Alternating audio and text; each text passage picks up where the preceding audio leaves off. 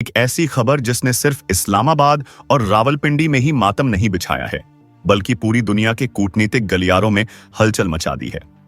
सोचिए, जो पाकिस्तान खुद को अफगानिस्तान का आका समझता था, जो तालिबान को अपनी उंगलियों पर नचाने का ख्वाब देखता था, आज उसी के पैरों तले जमीन खिसक चुकी है। यह धमाका दिल्ली में हुआ है, लेकिन इसकी गूंज सीधे पाकिस्तान के आर्मी हेडक्वार्टर जीए चक्कू में सुनाई दे रही है। क्या आपको पता है कि भारत ने बिना एक गोली चलाए, बिना कोई शोर किए, पाकिस्तान के 75 साल के सबसे बड़े रणनीतिक हथियार को ही उससे छीन लिया है? जी हां, यह बिल्कुल सच है। भारत की खामोश कूटनीति ने वो कर दिखाया है जिसकी कल्पना भी शहबाज शरीफ और उनके आर्मी चीफ आसिम मुनीर ने कभी नहीं की होगी। पाकिस्तान की वो घेराबंदी, जिसका प्लान बरसों से बन रहा था, आज पूरी हो चुकी है। तो आखिर दिल्ली में ऐसा क्या होने जा रहा है? तालिबान ने पाकिस्तान को साइड करके भारत के लिए ऐसा कौन सा बड़ा ऐलान कर दिया है? क्या भारत ने तालिबान को मान्यता दे दी है? और सबसे बड़ा सवाल, क्या कश्मीर पर तालिबान भारत के साथ आ गया है? कैसे भारत की दवाइयों और मदद ने वो कर दिखाया जो अमेरिका के डॉलर और पाकिस्तान का धोखा नहीं कर पाया? आज इन सभी सवालों से पर्दा उठाएंगे और आपको दिखाएंगे 2025 के नए भारत की वो ताकत जो शोर नहीं मचाती, सीधे नतीजे लाती है। यह वो कूटनीतिक चक्रव्यूह है जिसमें पाकिस्तान बुरी तरह फंस चुका है। क्या है पूरी खबर, सब कुछ बताएंगे आपको इस वीडियो में। तो आप इस वीडियो को पूरा आखिरी तक जरूर देखिएगा। लेकिन उससे पहले, अगर आपने अभी तक इस वीडियो को लाइक नहीं किया है तो अभी इस वीडियो को एक लाइक कर दीजिए और चैनल को सब्सक्राइब करके बेल आइकन को जरूर दबा दीजिए। और हां, आप इस वीडियो को कौन से राज्य, कौन से जिला से देख रहे हैं, कमेंट में जय हिंद लिखकर जरूर बताएं। दोस्तों, चलिए उस राज से पर्दा उठाते हैं जिसने इस्लामाबाद की जड़ों को हिलाकर रख दिया है। यह खेल है एक नियुक्ति का। जी हां, आपने सही सुना, एक डिप्लोमेटिक अपॉइंटमेंट। सुनने में यह आपको बहुत मामूली सी बात लग सकती है ना, कि एक अवसर ही तो आ रहा है। लेकिन रुकिए, कूटनीति की दुनिया में खासकर जब बात भारत, पाकिस्तान और अफगानिस्तान की हो तो एक छोटी सी नियुक्ति भी एक परमाणु बम से ज्यादा असर रखती है। और यह तो फिर भी बहुत बड़ा कदम है। खबर बिल्कुल पक्की है दोस्तों। तालिबान, जो इस वक्त काबुल पर पूरी तरह काबिज है, वह बहुत जल्द, शायद इसी दिसंबर या अगले साल 2025 की जनवरी की शुरुआत में ही दिल्ली में, जी हां, भारत की राजधानी नई दिल्ली में अपने पहले आधिकारिक राजनयिक की नियुक्ति करने जा रहा है। इसे बिल्कुल सरल आम भाषा में समझिए, यह तालिबान की तरफ से भारत को दिया गया सबसे बड़ा, सबसे साफ सिग्नल है। यह एक ऐसा इशारा है जिसे पाकिस्तान कभी नहीं पढ़ना चाहेगा। यह सिग्नल है कि अफगानिस्तान अब पाकिस्तान के उस जहरीले चंगुल से पूरी तरह आजाद होना चाहता है जिसने उसे दशकों तक बर्बाद किया। यह सिग्नल है कि अफगानिस्तान अब भारत को, जो पाकिस्तान का सबसे बड़ा दुश्मन है, उसे अपना सबसे भरोसेमंद, सबसे पक्का साझेदार मान रहा है। यह कोई रातों रात हुआ चमत्कार नहीं है दोस्तों। इसके पीछे भारत की वो खामोश डिप्लोमेसी है, वो साइलेंट पावर है जिसने पाकिस्तान के 75 साल से चल रहे इस्लामिक भाईचारे के झूठे प्रोपेगेंडा को जड़ से उखाड़कर मिट्टी में मिला दिया है।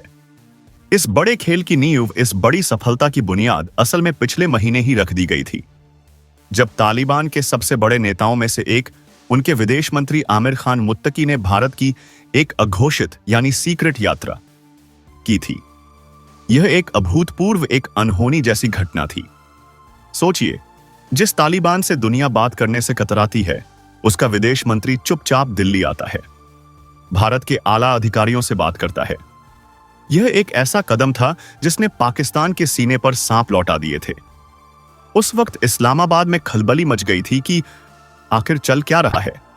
इस यात्रा के दौरान जो तय हुआ, जो वादे किए गए, वह अब जमीन पर उतर रहे हैं, वह अब हकीकत बन रहे हैं।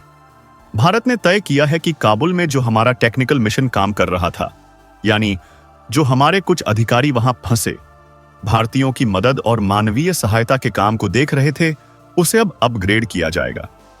उसे अब एक फुल फ्लेज दूतावास, यानी एक पूर्ण दूतावास का दर्जा देने का फैसला हो चुका है। और बदले में यह है सबसे बड़ी खबर, बदले में भारत ने तालिबान को दिल्ली में अपना राजनयिक बयाने की इजाजत दे दी है।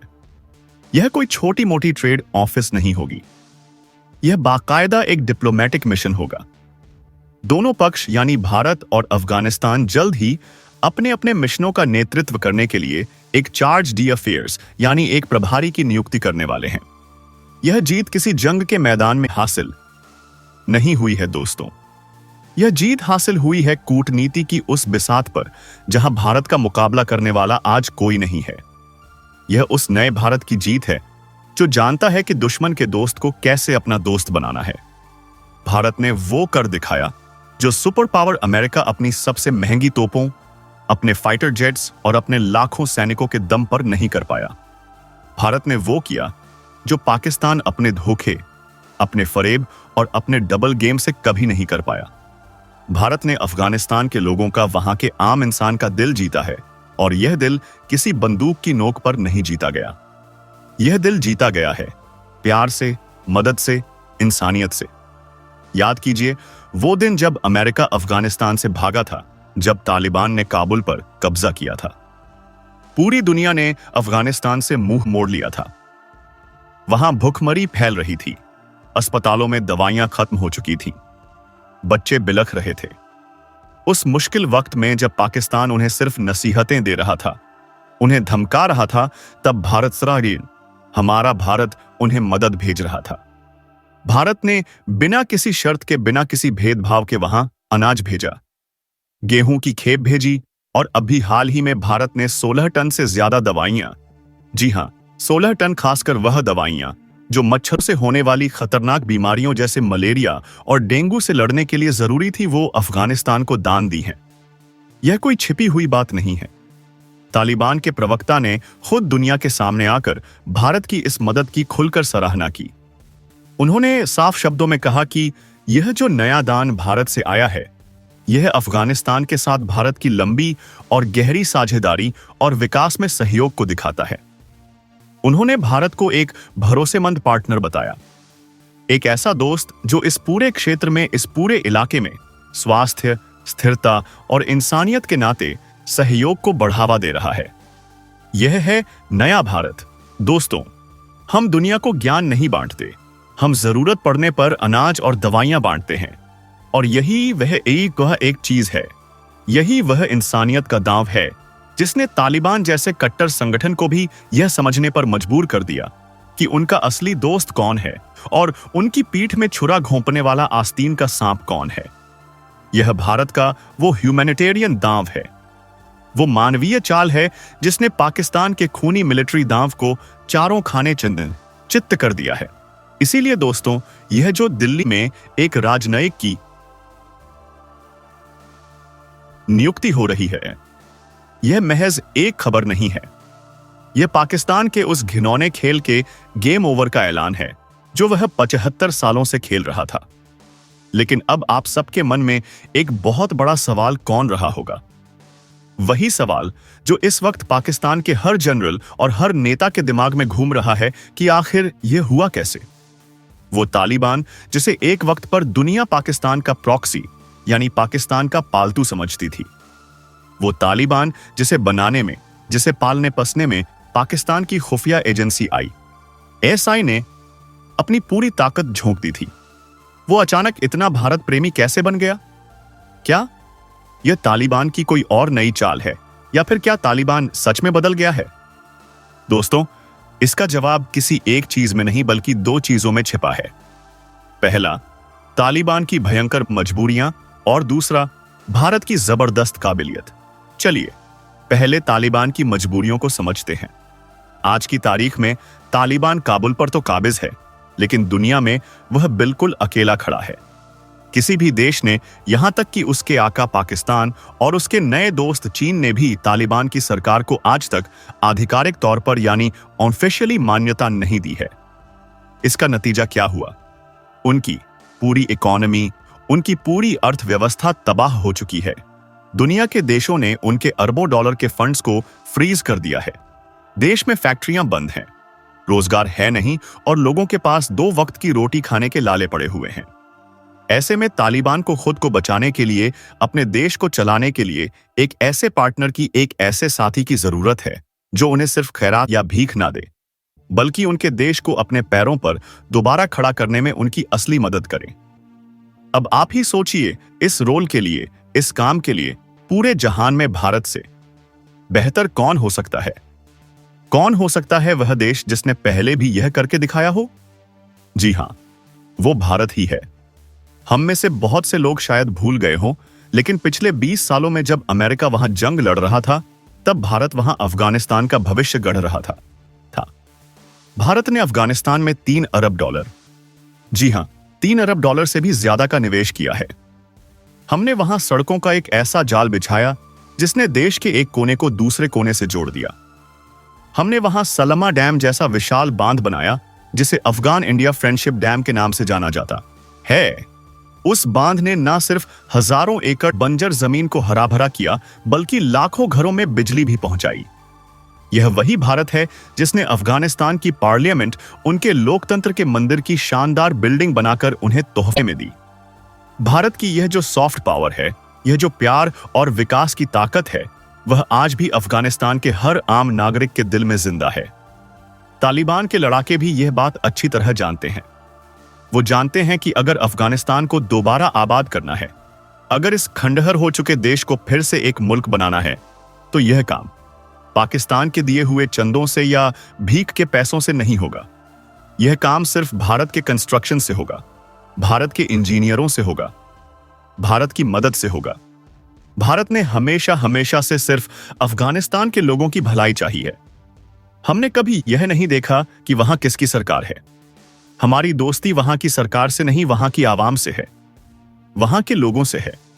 जबकि पाकिस्तान ने इसके ठीक उलट हमेशा अफगानिस्तान को सिर्फ एक मोहरा समझा, अपनी शतरंज की एक बिसात समझा जिसे वह भारत के खिलाफ इस्तेमाल कर सके। तालिबान आज यह फर्क साफ साफ देख रहा है। उसे समझ आ गया है कि पाकिस्तान सिर्फ उनका इस्तेमाल करना जानता है, जबकि भारत उनका विकास करना जानता है। उसे पता है कि पाकिस्तान के साथ रहकर वो सिर्फ एक आतंकवादी संगठन बने रहेंगे, लेकिन भारत के साथ आकर वो एक देश चला सकते हैं। यह है भारत की काबिलियत और यह है तालिबान की मजबूरी, जिसने इस नामुमकिन से दिखने वाले रिश्ते को मुमकिन बना दिया है। और दोस्तों, अब बात करते हैं उस सबसे बड़े धमाके की, उस सबसे बड़ी खबर की, जिसने पाकिस्तान को सबसे गहरा, सबसे नासूर जख्म दिया है।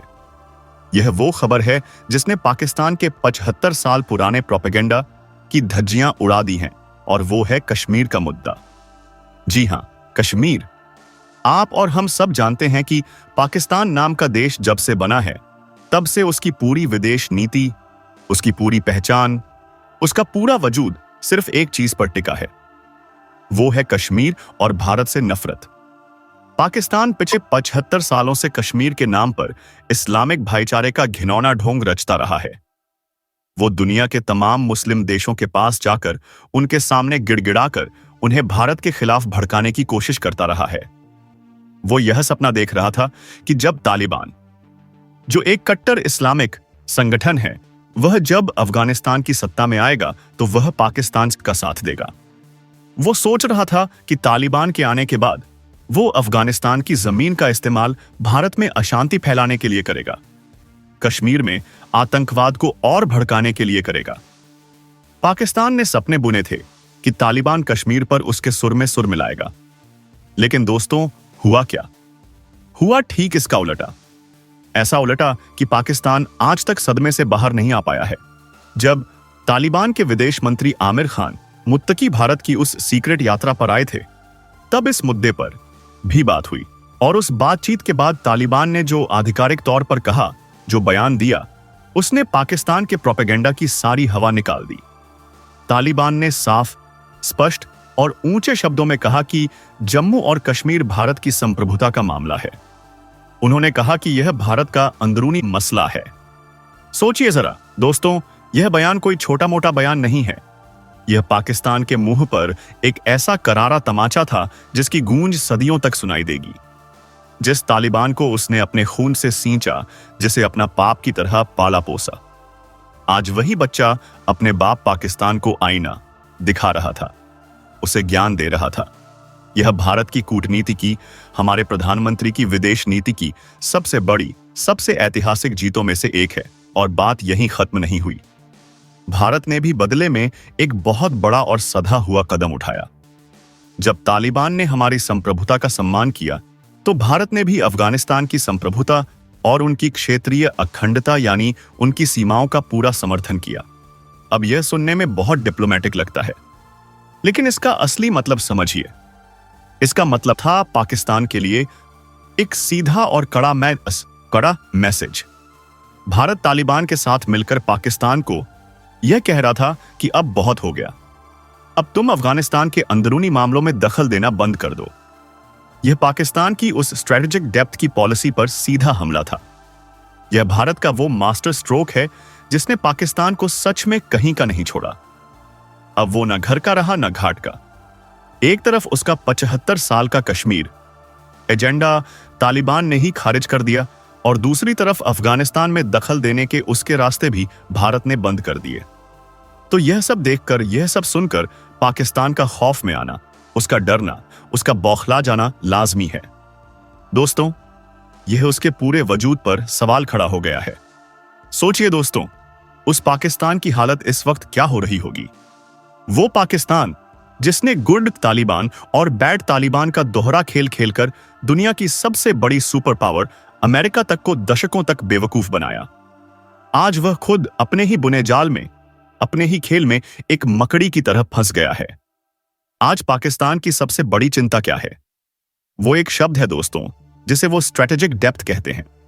यह पाकिस्तान की मिलिट्री का, उनकी फौज का वो सबसे घिनौना, सबसे खतरनाक सिद्धांत था, जिसके मुताबिक अफगानिस्तान उनका पिछवाड़ा है। जी हां, वह अफगानिस्तान को अपना घर नहीं, अपना पिछवाड़ा समझते थे। उनका मानना था, उनका प्लान था कि अगर कभी खुदा ना खास्ता भारत के साथ उनकी फुल स्केल वॉर यानी एक बड़ी जंग छिड़ गई, तो वह अपनी सेना के जरूरी हिस्सों को, अपने बड़े हथियारों को और अपने आतंकी सरगनाओं को बचाने के लिए अफगानिस्तान की जमीन का इस्तेमाल करेंगे। वो अफगानिस्तान को अपना गुलाम समझते थे, एक ऐसी जमीन जहां वो अपने पाप छिपा सके। लेकिन जैसे ही 2021 में तालिबान ने काबुल पर कब्जा किया, पाकिस्तान का यह स्ट्रेटेजिक डेप्थ का सपना, उनकी यह रणनीतिक गहराई की सोच उन्हीं के लिए एक स्ट्रेटेजिक ग्रेव यानी एक रणनीतिक कब्र बन चुकी है। यह कब्र उन्होंने खुद अपने हाथों से खोदी है। तालिबान ने सत्ता में आते ही सबसे पहले क्या किया जानते हैं? उन्होंने सबसे पहले पाकिस्तान के साथ उस नासूर को छेड़ा जिसे ड्यूरेंट लाइन कहते हैं। यह वो सरहद है, वह लकीर है जिसे अफगानिस्तान आज तक नहीं मानता। तालिबान का कहना है कि यह एक नकली लकीर है जिसे अंग्रेजों ने धोखे से खींचा था, और यह पश्तूनों की जमीन को बांटती है। तालिबान के आते ही आए दिन ऐसी खबरें आने लगी कि तालिबान के सैनिकों ने पाकिस्तानी फौजियों को दौड़ा दौड़ा कर पीटा। सीमा पर जो बाढ़ पाकिस्तान लगा रहा था, उसे तालिबानी सैनिकों ने उखाड़ फेंका। सीमा पर भारी झड़पें होने लगी, जिसमें दर्जनों पाकिस्तानी सैनिक मारे गए। पाकिस्तान ने जिस इस्लामिक भाईचारे का सपना देखा था, वो एक खूनी संघर्ष में, एक खूनी लड़ाई में बदल गया। और दोस्तों, यह तो कुछ भी नहीं है। इससे भी बड़ा सिरदर्द जिसने पाकिस्तान की नींद हराम कर रखी है, वो है टीटीपी यानी तहरीक-ए-तालिबान पाकिस्तान। यह वही आतंकी संगठन है जो आज पाकिस्तान के अंदर बम धमाके कर रहा है, उनकी फौज पर हमले कर रहा है और पाकिस्तान के टुकड़े टुकड़े करने की कस्में खा रहा है। और पाकिस्तान का सबसे बड़ा इल्जाम, सबसे बड़ा दर्द यह है कि अफगानिस्तान का तालिबान, जिसे वह अपना भाई समझता था, वही इस टीटीपी को पूरी पनाह दे रहा है, उन्हें हथियार दे रहा है, उन्हें ट्रेनिंग दे रहा है। यानी दोस्तों, इसे कहते हैं कर्मों का फल। पाकिस्तान ने जिस सांप अफगान तालिबान को भारत को डसने के लिए सालों तक अपने घर में दूध पिलाया, आज वही सांप इतना बड़ा और जहरीला हो गया है कि वो अपने बच्चे टीटीपी पैदा करके खुद पाकिस्तान को ही डस रहा है। पाकिस्तान के आर्मी चीफ आसिम मुनीर और उनके प्रधानमंत्री शहबाज शरीफ की हालत इस वक्त उस चोर जैसी हो गई है जो ना तो कुछ उगल पा रहा है और ना ही कुछ निगल पा रहा है। उनकी इकोनॉमी, उनकी अर्थव्यवस्था तो पहले ही कंगाल हो चुकी है। वह आईएमएफ के सामने कटोरा लेकर भीख मांग रहे हैं, और अब उनकी जो डिफेंस पॉलिसी थी, उनका जो घमंड था, वो भी दिवालिया हो गया है। भारत के साथ तालिबान की यह जो नई नजदीकी है, यह जो नई दोस्ती है, ये पाकिस्तान के लिए एक टू फ्रंट वॉर यानी दो मोर्चों वाले युद्ध का वो सबसे बुरा सपना है जो आज सच हो गया है। एक तरफ है ताकतवर भारत और दूसरी तरफ है वह अफगानिस्तान जिसे वह कल तक अपना घर समझता था, लेकिन आज वह उसका सबसे बड़ा दुश्मन बन बैठा है। यह है 2025 के नए भारत की नई कूटनीति का जलवा, जिसने दुश्मन को घर में घुसकर बिना गोली चलाए मात दे दी है। दोस्तों, यह जो पूरा खेल चल रहा है, यह जो नई बिसात बिछी है, यह सिर्फ भारत, पाकिस्तान और अफगानिस्तान तक ही सीमित नहीं है। इस न्यू ग्रेड गेम में, इस नए महायुद्ध में दुनिया की और भी बड़ी बड़ी मछलियां, बड़े बड़े खिलाड़ी शामिल हैं। और अब इस खेल का, इस पूरे वाक्य का सबसे विस्फोटक, सबसे सनसनीखेज पहलू सामने आ रहा है। एक ऐसा पहलू जिसने अमेरिका तक के कान खड़े कर दिए हैं। तालिबान ने हाल ही में खुलेआम दुनिया के सामने पाकिस्तान पर एक ऐसा संगीन इल्जाम लगाया है जिसने पाकिस्तान को नंगा कर दिया है। तालिबान ने साफ कहा है कि पाकिस्तान, जी हां पाकिस्तान, अफगानिस्तान के अंदर जानबूझकर अराजकता फैला रहा है, वहां अस्थिरता पैदा करने की कोशिश कर रहा है। लेकिन क्यों? सवाल है क्यों? पाकिस्तान ऐसा क्यों करेगा? इसका जवाब तालिबान ने जो दिया है वो सुनकर आप चौंक जाएंगे। तालिबान का इल्जाम है कि पाकिस्तान यह सब इसलिए कर रहा है ताकि वह अमेरिका को अपने पुराने आका अमेरिका को वापस आने का बहाना दे सके। तालिबान का इल्जाम है कि पाकिस्तान चाहता है कि अफगानिस्तान में हालात इतने खराब हो जाएं कि अमेरिका को मजबूरन वापस आना पड़े और वो बगराम एयरबेस पर फिर से कब्जा कर ले। दोस्तों, यह बगराम वही एयरबेस है जो कभी अफगानिस्तान में अमेरिका का सबसे बड़ा, सबसे अभेद्य किला हुआ करता था। यहीं से अमेरिका पूरे अफगानिस्तान पर और शायद इस पूरे इलाके पर नजर रखता था। यह इल्जाम, अगर इसमें 1% भी सच्चाई है, तो यह दिखाता है कि पाकिस्तान अपने नाकाओं को, अपने अमेरिकी मालिकों को खुश करने के लिए और उनसे कुछ अरब डॉलर की भीख पाने के लिए किस हद तक गिर सकता है। वो अपने ही पड़ोसी, जिसे वह अपना इस्लामिक भाई कहता है, उसकी बर्बादी का सौदा करने को तैयार है। वह चाहता है कि उसका पड़ोसी जलता रहे ताकि वह उस आग पर अपनी सियासत की रोटियां सेक सके। लेकिन भारत की एंट्री ने, भारत के इस मास्टर स्ट्रोक ने पाकिस्तान के इस गंदे खेल को, इस घिनौनी साजिश को बिगाड़ कर रख दिया है। अब दुनिया के सामने दो मॉडल हैं। एक तरफ है पाकिस्तान का मॉडल जो अफगानिस्तान को अस्थिर करना चाहता है, वहां आतंकवाद को वापस लाना चाहता है ताकि उसे अमेरिका से भीख मिल सके। और दूसरी तरफ है भारत का मॉडल जो अफगानिस्तान को स्थिरता दे रहा है, वहां के लोगों को दवाइयां और अनाज दे रहा है, वहां विकास ला रहा है ताकि वो देश अपने पैरों पर खड़ा हो सके। अब फैसला तालिबान को करना था और दोस्तों, तालिबान ने अपना फैसला कर लिया है। उन्हें विकास चाहिए या विनाश, उन्हें भारत की दोस्ती चाहिए या पाकिस्तान का धोखा। और उनका दिल्ली में अपना राजनयिक भेजना, उनका भारत की तरफ हाथ बढ़ाना उनके इस फैसले को साफ साफ जाहिर करता है। इस पूरे चक्रव्यूह में एक खिलाड़ी और है दोस्तों, जो खामोशी से, बहुत खामोशी से यह सारा खेल देख रहा है, और वो है चीन। जी हां, चीन जो पाकिस्तान का सदाबहार दोस्त है, उसकी आयरन ब्रदरशिप का दम भरता है। चीन ने पाकिस्तान में CPEC यानी चीन पाकिस्तान इकोनॉमिक कॉरिडोर में अपने अरबों खरबों डॉलर फूंक दिए हैं। लेकिन वो TTP जिसका जिक्र हमने पहले किया, उसी TTP के हमलों ने CPEC के प्रोजेक्ट को लगभग ठप कर दिया है। TTP के आतंकी आए दिन पाकिस्तानी फौज के साथ साथ चीनी इंजीनियरों को भी मार रहे हैं। चीन की सबसे बड़ी चिंता यह है कि अगर पाकिस्तान, जो पहले ही आर्थिक रूप से फेल हो चुका है, अगर वह सुरक्षा के मामले में भी फेल हो गया, तो उसका CPEC का पूरा सपना, उसका वो अरबों डॉलर का निवेश मिट्टी में मिल जाएगा। ऐसे में भारत का अफगानिस्तान में मजबूत होना चीन को जरा भी रास नहीं आ रहा है, क्योंकि एक स्थिर अफगानिस्तान, एक शांत अफगानिस्तान जो भारत का दोस्त हो, वो पाकिस्तान और चीन, इन दोनों के घमंड को, इन दोनों के गठजोड़ को तोड़ने की ताकत रखता है। वो भारत को मध्य एशिया तक पहुंचने का वो रास्ता देता है जो पाकिस्तान और चीन कभी नहीं देना चाहते। यह है वो बड़ा खेल जिसमें भारत ने आज पाकिस्तान और चीन दोनों को एक साथ शह और मात दे दी है। तो दोस्तों, देखा आपने, यह सिर्फ एक खबर नहीं है, यह एक राजनयिक की नियुक्ति का मामूली वाकया नहीं है। यह 2025 के भारत की उस नई ताकत का सबूत है जो बदल रही है, जो बढ़ रही है। यह उस भारत की तस्वीर है जो अब समस्याओं का हिस्सा नहीं बल्कि समाधान का केंद्र बन चुका है। यह भारत की उस खामोश ताकत का जलवा है जो शोर नहीं मचाती, जो डींग नहीं हाँकती, बल्कि सीधे नतीजे देती है। यह जीत है भारत की सॉफ्ट पावर की, हमारी इंसानियत की, हमारी वसुधैव कुटुंबकम की सोच की, जिसने तालिबान जैसे कट्टर संगठन को भी यह मानने पर मजबूर कर दिया कि भारत ही उनका सच्चा हितैषी है।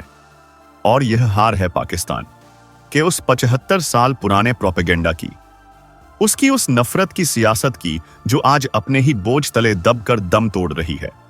पाकिस्तान ने जिस स्ट्रेटेजिक डेप्थ को अपना सबसे बड़ा हथियार समझा था, आज वही उसकी सबसे बड़ी कब्रगाह बन गया है। भारत ने बिना एक गोली चलाए सिर्फ अपनी कूटनीति और अपनी दरियादिली के दम पर पाकिस्तान को उसके ही घर में, उसके ही दोस्तों के बीच अकेला और पस्त कर दिया है। यह है नया भारत जिसकी घेराबंदी से बचना अब पाकिस्तान के लिए नामुमकिन है। आपको भारत के इस जबरदस्त कूटनीतिक कदम के बारे में क्या लगता है? क्या यह पाकिस्तान के ताबूत में आखिरी कील साबित होगा? और क्या तालिबान पर भरोसा किया जा सकता है? आपकी जो भी राय हो, जो भी विचार हो, नीचे कमेंट सेक्शन में लिखकर हमें जरूर बताइएगा। हमें आपके कमेंट्स का इंतजार रहेगा। और हां, अगर आपको हमारा यह वीडियो पसंद आया हो, अगर आपको 2025 के नए भारत की यह ताकत देखकर गर्व महसूस हुआ हो, तो इस वीडियो को एक लाइक जरूर दीजिएगा। इसे अपने दोस्तों और परिवार के साथ इतना शेयर कीजिए कि यह खबर हर भारतीय तक पहुंचे।